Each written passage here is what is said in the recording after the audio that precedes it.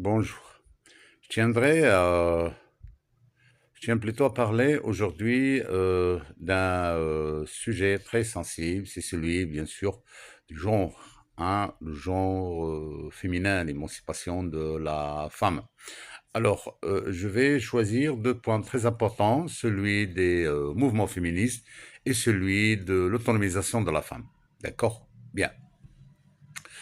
Tout d'abord, nous sommes au quatrième mouvement féministe, d'accord? Parce qu'on est dans le genre, la femme, bien sûr, se trouve lésée. Hein, c'est la domination masculine, hein, d'après Pierre de Bourdieu. Ça veut dire que l'homme exerce toujours, si vous voulez, son patriarcat, bien sûr, à l'égard de la femme. La femme cherche, bien sûr, toujours à s'émanciper. Donc, nous sommes au quatrième mouvement féministe. Donc, le premier a commencé, bien sûr, avec les suffragettes, hein, des femmes bourgeoises, blanches, libres. Le mouvement, bien sûr, a commencé en Russie, puis c'est généralisé, bien sûr, à travers l'Europe, hein, toute l'Europe. Bien, même aux États-Unis américains. Hein. Bien.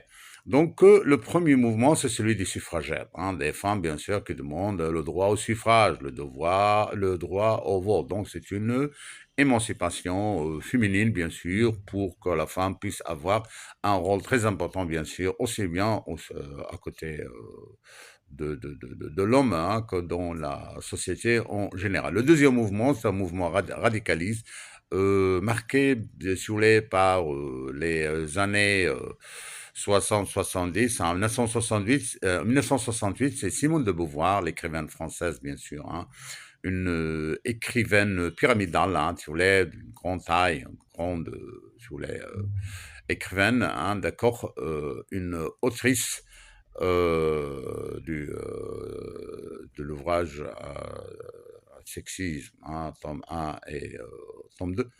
Donc, je répète que le deuxième mouvement, c'est un mouvement radical, hein, si vous voulez, qui est caractérisé par l'émancipation de la femme, si vous voulez, la femme qui se révolte. Elle n'a pas tout simplement le femme au foyer qui travaille pas. Elle demande bien sûr, si vous voulez, une activité. D'accord, il cherche à travailler, à avoir une place à côté de l'homme, si vous voulez, dans tous les secteurs. Hein, primaire, secondaire, tertiaire, hein, d'accord. Et puis cette femme-là, si vous voulez, que l'homme lui a réservé la place de gardienne des enfants, éducatrice, puis une femme, la reine au foyer, si vous voulez, pour Simone de Beauvoir, c'est un mensonge. Hein. Simone de Beauvoir dit on ne naît pas femme, on le devient. Mais cette femme, si vous voulez, d'après Simone de Beauvoir, elle demande aux femmes de s'émanciper, d'accord, de se libérer de cette corvée qui est éduquer les enfants. C'est d'avoir la garde des enfants, rester à la maison. Non, la femme, elle doit avoir une autonomisation, elle doit avoir une autonomie, elle doit s'émanciper, elle doit se libérer. Elle doit trouver une activité génératrice de revenus, bien sûr, qui lui permet de se libérer et d'avoir un poids, d'avoir, bien sûr, une indépendance à côté de l'homme. Le troisième mouvement, c'est un mouvement d'intersexualisme, hein, ça veut dire que la femme cherche, si vous voulez, à se libérer de cette discrimination, de ce racisme, hein, d'accord, son corps lui appartient, hein, doit utiliser les moyens contraceptifs, hein, pour ne plus être alourdi avec cette charge d'enfant, hein, si vous voulez, cette troupe qu'elle doit éduquer, à qui elle doit donner à manger, hein, d'accord. Donc c'est un mouvement d'émancipation, c'est un mouvement d'intersectionnisme, hein, d'accord. Ça veut dire on cherche à se libérer de ce racisme, de cet apartheid, hein, de cette domination masculine, hein, d'accord. Donc chaque pays, bien sûr, cherche à défendre, si vous voulez, ses intérêts selon. Donc déjà aux États-Unis américains, donc on est contre le racisme, hein, le blanc contre le noir. Malheureusement que ça persiste toujours, et, maintenant aux États-Unis, mais on cherche à s'émanciper, on cherche à défendre ses intérêts, on cherche à avoir une place à côté de l'homme, aussi bien dans le domaine, si vous voulez, politique que dans le domaine social. Hein. Ça veut dire que la femme cherche à avoir une place, si vous voulez, l'équivalent, la femme et le père, c'est l'équivalent de l'homme. D'ailleurs, la femme, c'est l'origine, hein, c'est elle la procréatrice, hein. On a 50% de ovules, hein, de la femme, 50% de spermatozoïdes de l'homme, hein, d'accord? Donc, c'est une égalité, bien sûr, qui doit régner, si vous voulez, dans le foyer, dans la société, un égalitarisme, hein, une parité, une équité, d'accord, sociale. Bien. Alors, le quatrième mouvement, c'est un mouvement caractérisé par l'usage des médias, par l'usage des réseaux sociaux, des plateformes, hein. Si on cherche, par exemple, la plateforme Twitter, hein, d'accord, on a 6000 tweets par seconde. Vous voyez, c'est trop. Ça veut dire que le mouvement féministe va se servir de ce réseau social, hein, d'accord, de cette abondance de réseaux sociaux pour, si vous voulez, critiquer, dénoncer le harcèlement, hein, d'accord, sexuel, pour dénoncer le harcèlement social, pour dénoncer cette discrimination raciale qui existe, bien sûr, entre l'homme et la femme. Pourquoi le salaire de la femme est inférieur à celui de l'homme? Pourquoi il y a plus de postes sur les parlements, sur les pourquoi il y a plus de postes de parlementaires, hein, d'accord, que pour les hommes que pour les femmes. Normalement, si on va en Europe, on va trouver que c'est 50%, 50-50. Ça veut dire qu'il y a une égalité. Déjà, bien sûr, on prend en considération l'importance de la femme. La femme, bien sûr, elle a acquis, hein, beaucoup de droits en Europe que dans les pays en voie de développement. Donc, le quatrième mouvement, hein, d'accord, c'est un mouvement de réseaux sociaux, c'est un mouvement d'usage des plateformes, si vous voulez, d'une technologie, de l'intelligence artificielle pour dénoncer tout ce qui harcèle la femme, tout ce qui nuit, si vous voulez, à la vie normale, à l'égalité, à cette domination, cette discrimination qui persiste malheureusement encore, hein. L'homme est toujours le dominant, hein. Parfois, il y a une discrimination je sais pas moi, qu'on remarque, hein, même pendant la nuit, il y a je sais pas moi, un policier qui demande à une femme, même avec son mari, qu'est-ce que vous faites à cette heure tardive comme ça avec une femme?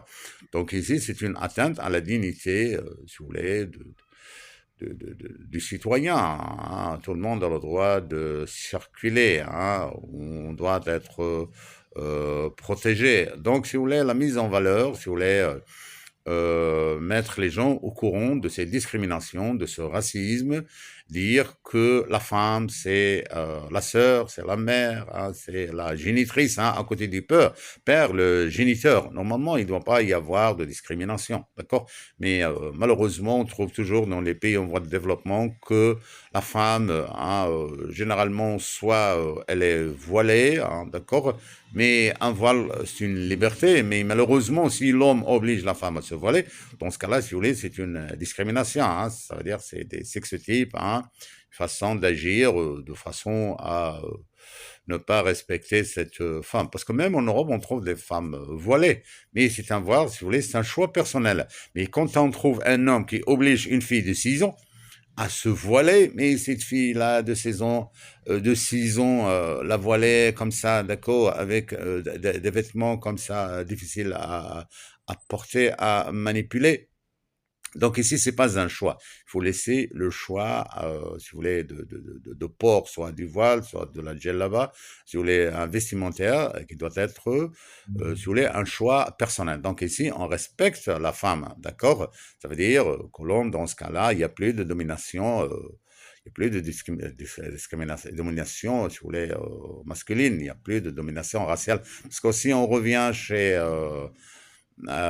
Fatima Mernissi, on va voir bien sûr que c'est une femme, hein, qui a dénoncé la domination masculine, hein, sur le patriarcat.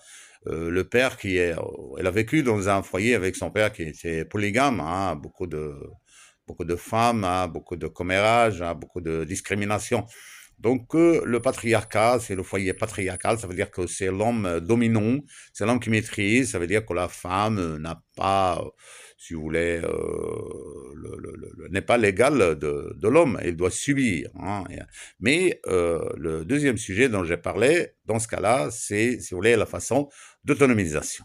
Alors, Simone de Beauvoir demande aux femmes de s'émanciper, de chercher une activité génératrice de revenus. Pourquoi? Parce que quand la femme a un revenu, d'accord, elle cherche déjà une émancipation. Ça veut dire qu'elle a sa parole à côté de l'homme. Pourquoi? Parce que l'homme, bien sûr, il subvient à ses besoins.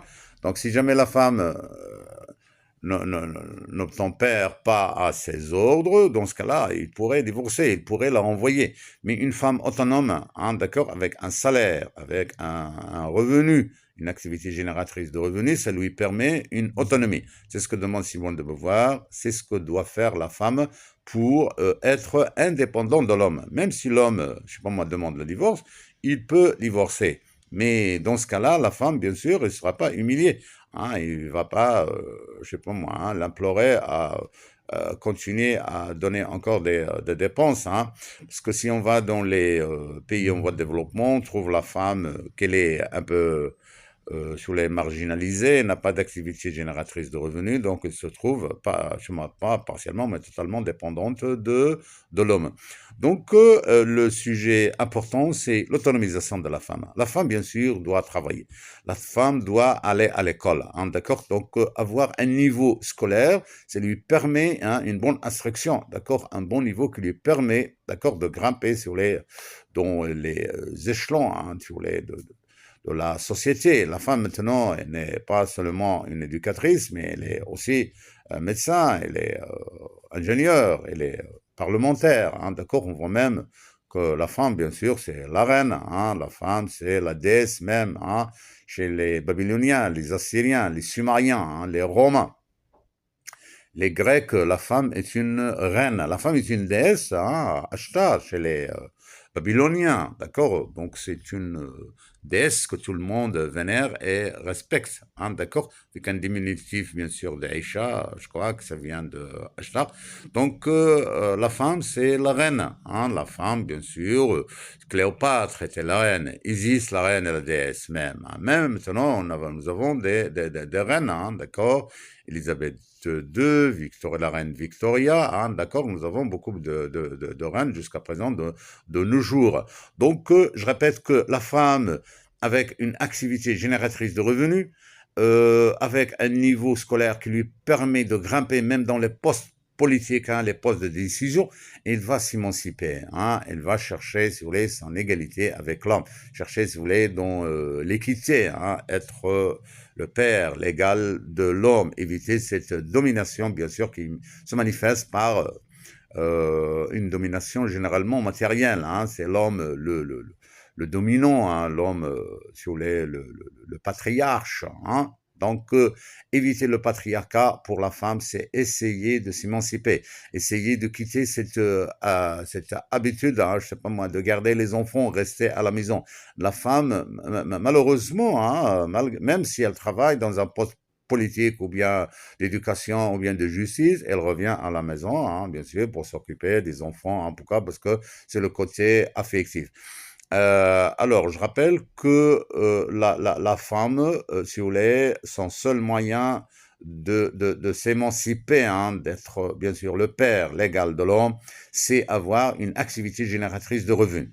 D'accord? Ça veut dire qu'elle ne doit pas être dépendante financièrement de l'homme. Parce qu'une fois indépendante, hein, avec son argent, son propre argent, gérer ses affaires, elle va gagner un respect de la part de l'homme. Parce que l'homme, si vous voulez, toujours, il menace de la renvoyer. Pourquoi? Parce qu'elle, elle est dépendante. Ça veut dire qu'elle n'a pas de revenu. Donc, si jamais la femme essaie d'avoir un revenu, donc, elle a bien une émancipation, il a bien une autonomie financière, d'accord. Alors je rappelle qu'aux États-Unis américains, le prix de la meilleure femme a été décerné à une femme, bien sûr, qui est mariée à un homme très sain, qui travaille dans une usine, hein, il mène une activité ouvrière dans une usine, et la femme s'occupe de ses enfants, de son foyer, de son mari, etc.